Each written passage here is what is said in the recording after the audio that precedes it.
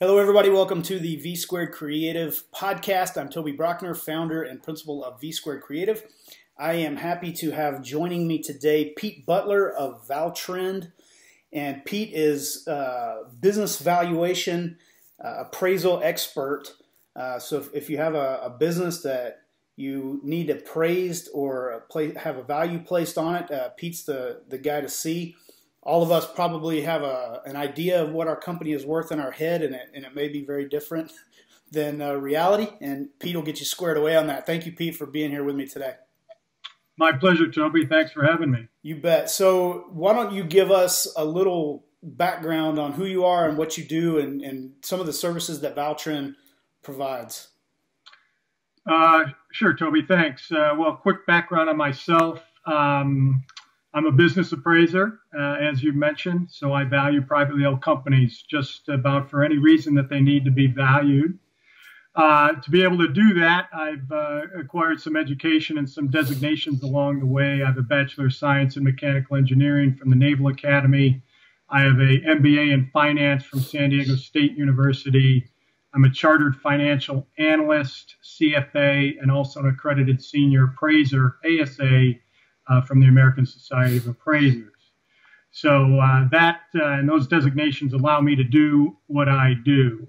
And what I do is value privately held companies for a variety of reasons, as I mentioned.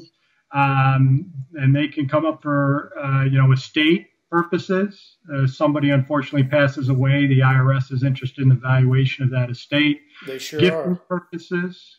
Yes, you might know that, in other dealings you work with. Gifting purposes, if you wanted to gift a fractional interest in your company to a son or daughter, for example.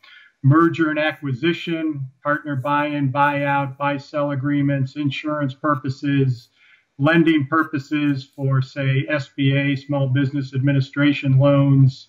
I'm an expert witness from time to time, so I defend and support my opinion in a court of law against potential, say, hostile cross-examination, which is fun stuff. You should try it sometime. I'll pass. Divorce, marital dissolution, stock options, employee stock ownership plans. I've probably covered about 90% of the reasons why a company may need to be valued. In addition to maybe the most important reason, if the business owner is proactive to try to get a benchmark for their particular entity, that, not just understanding the value of their business today, but if they undertake certain either explicit or implicit recommendations, say in the report, that maybe in 2 years, instead of $1 million today, maybe they'll have a $1.5 million or $2 million company valuation in 2 or 3 years or something like that. Okay. So tell me, what does an ideal client look like for you? Is there a particular size of a business that works really well for what you're doing, or industry maybe, or tell me a little bit about that. Yeah, good question. An ideal client is somebody who recognizes the value of evaluation per se, and maybe has a substantial enough business where, the fees that I might propose aren't going to be, coughed at or whatever. Obviously, living here in Boise, Idaho, I value companies from, say, the corner, nail salon to, upwards of, multiple hundred millions of dollars in revenue. So anywhere in between, no particular industry per se is my specialty. I quickly get up to speed on the industry, the subject industry for the particular company, understand the valuation drivers, and we're off on our way after analyzing the industry, the competition, and the particular company, of course, and looking at their financial statements, such as, tax returns or reviewed or audited financial statements. So most small business owners are pretty notorious for record keeping is usually a disaster. When you're in the middle of running a business, you're in the trenches and you're doing this daily grind. You're not thinking about keeping receipts and documenting, particular expenses. So do you run across that a lot, and you help them kind of clean that up, or is that the accountant's job and you just take it after that's all done? Excellent question. I, not being a CPA, just a pure valuator, I don't clean it up per se. I'm, at the, say, direction of the CPA who has provided the tax returns or the audited financial statements. And obviously, some financial statements are better than others. And if I might see a company that looks like it has an anomaly, I would certainly maybe question the business owner on it. But not being a CPA, I'm not qualified to attest to that particular financial statement and kind of clean it up. Although I might recommend that business owner certainly does that to potentially down the road get top or better dollar for his or her company. Okay. So I would assume in marketing yourself and your business, you probably get a lot of referrals from outside CPA firms. I do, yeah. I market to CPA firms, do some things in that arena. CPA firms can be an excellent referral source for me. On some level, they're also a competitor of mine because some CPAs, might dabble in business valuation in addition to doing, tax and audit work. So they can be a great referral source and also a potential competitor of mine, depending on the season we're in and things of that nature. Sure. So what else do you do to market yourself and your business then? Well, good question. I do a number of things. This is a relationship business. Certainly living here in Boise, it's certainly a relationship business. So in that regard, I try to develop those relationships on a couple different directions. Speaking of the CPA community, I write for the Idaho State Society of CPAs. They have a quarterly electronic newsletter that I write for. I also am, I develop a monthly newsletter through a constant contact email database. That one is primarily targeted towards attorneys. Corporate attorneys, estate and gift tax planning attorneys, and litigators are a good referral source for me, of course. I belong to both formal and informal networking groups, meaning formal, I actually pay money to participate in, and informal, if you've seen me at a couple around town where you don't have to pay money, you just show up and kind of interact. I'm somewhat active on LinkedIn and social media, not Facebook. I keep that separate from my business. Certainly do lunches with people, referral sources. I speak whenever I get an opportunity to speak, either locally or nationally, which looks good on the resume or the CV. Mm-hmm. I write articles, as I said, locally and also for national journals in my profession, the business valuation profession. I have a website, valtrend.com. I have a blog on that website. So there's no one thing that I'm doing. It's kind of a mixture, as you kind of can tell. Yeah, well, and that, one of my favorite sayings is that marketing is like death by 1,000 paper cuts. It's not ever the one thing or two things that you do. It's going to be the thousands of little things that you do. Sounds like you got a pretty good mix going there. But one of the things I wanted to touch on, because I'm a huge believer in my company, V Squared Creative, we focus mainly in the digital space and online strategies, SEO, pay-per-click, content development, that kind of a thing. But one of the most underrated strategies I've found, and tell me if you agree with me, but one of the most underrated I've seen is what we call co-marketing, what you're talking about, targeting end clients, but going through intermediaries of other people, professionals who also share that same client. So for you, attorneys, CPAs, whoever it may be, they're a source of referrals, but building those relationships. A lot of business owners, when you kind of talk to them about that idea, they nod their head and they say, yeah, that's a great strategy. Just so few of them actually get out and do it.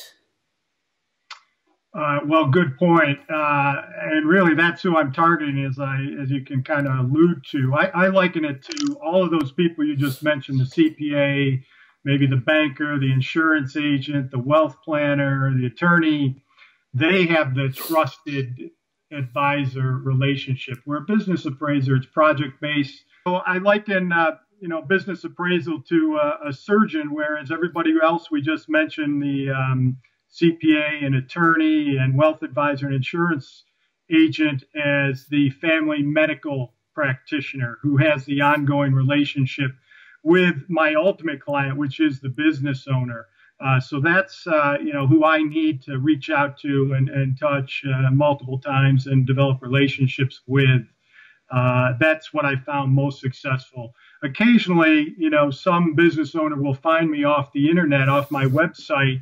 And generally, I of course, take that call and like that call, but it's not the greatest call to get because, chances are if they found me off the internet, they're going to find somebody else off the internet and somehow it might become a race to the bottom for fees to perform the valuation. So you need the kind of the recommendation or referral to get kind of maybe better in the door with that business owner who's the ultimate client.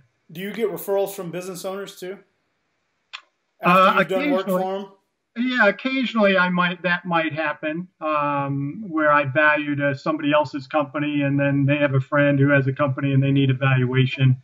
It's more likely, though, that the referral comes from a trusted advisor, however. Okay. Good deal. Well, I think what you do is fascinating. Like I said, I've been in positions myself where I'm kind of wondering, what is this pile of bricks I'm building here worth? And would like to know that sometime. Whatever. I think a lot of business owners are probably in that same boat. They may be hesitant because they don't understand the fee structure. So tell me a little bit about how you bill or how you charge a business owner for your work. Yeah, that generally happens in the introductory meeting or telephone call. And of course, it's a frequent first in the telephone call, like, well, what do you charge? Everybody's interested in that. And I'm in no hurry to be considered the low-cost provider here in town. I think, given my background, maybe not so humbly speaking, that I don't need to be that guy.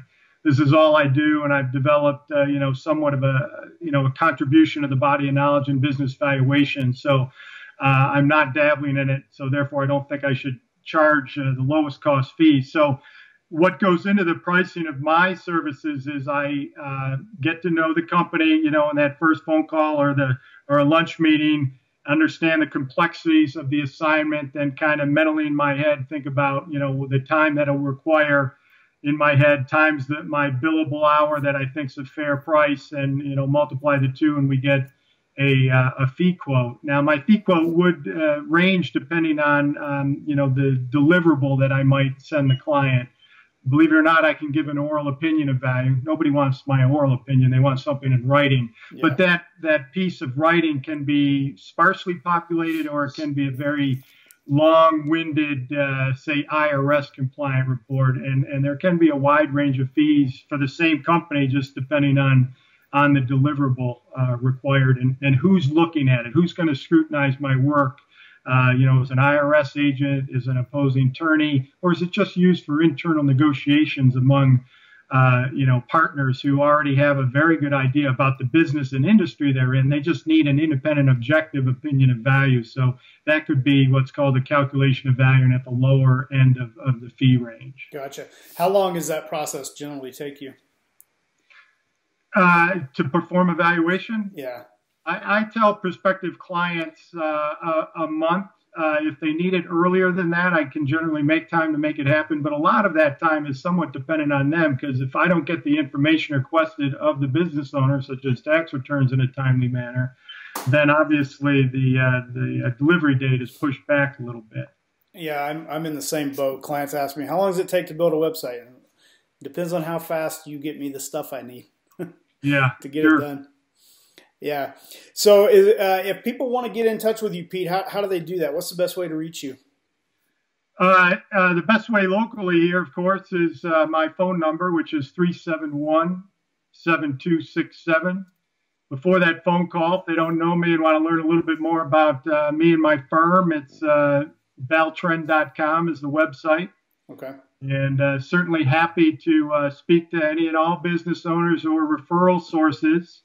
Learn a bit more and talk about valuation. Not all the stuff I do, I don't expect to necessarily turn into assignment. Just yesterday, I had a conversation with a business owner, 50-50 owner, and it wasn't a very large company. I was trying to give him guidance just over the phone, informally, take it for what it's worth for free. Because I didn't think it made a whole lot of sense for him to pay me maybe what I thought it was worth, say, for me to do my services of $3,500 if if the firm is only making, $15,000 in profit a year, even though he and his partner, 50-50 partner, are at a stalemate over the valuation. I hopefully gave them some direction on how to maybe come to a meeting of the minds without a formal valuation. Okay, good, Dan. So I'll drop that link to your website in the comment or in the description section of the YouTube video here too. So if people want to reach out to you, they can. I think that what you do is, like I said, I think it's fascinating. I think it's a great service and something that is probably taken for granted a little bit by business owners. They don't really think too much about that, but if they need to do some planning, they need to think a little down the road.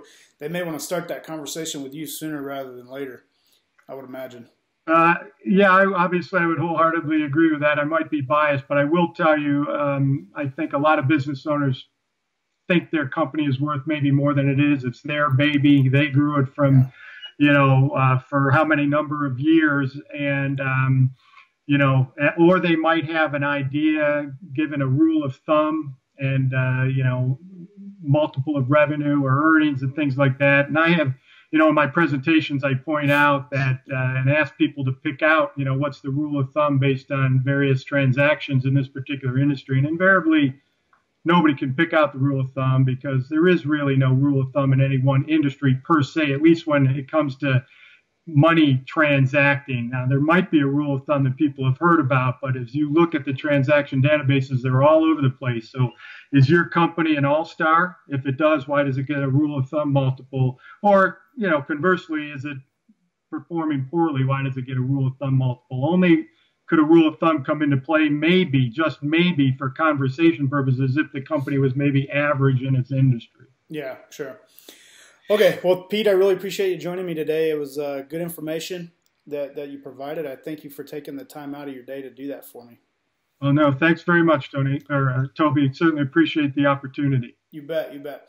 And I appreciate you guys watching today. This is the V Squared Creative Podcast. Joining me was Pete Butler from Valtrend. Thanks for watching. We'll see you guys next time.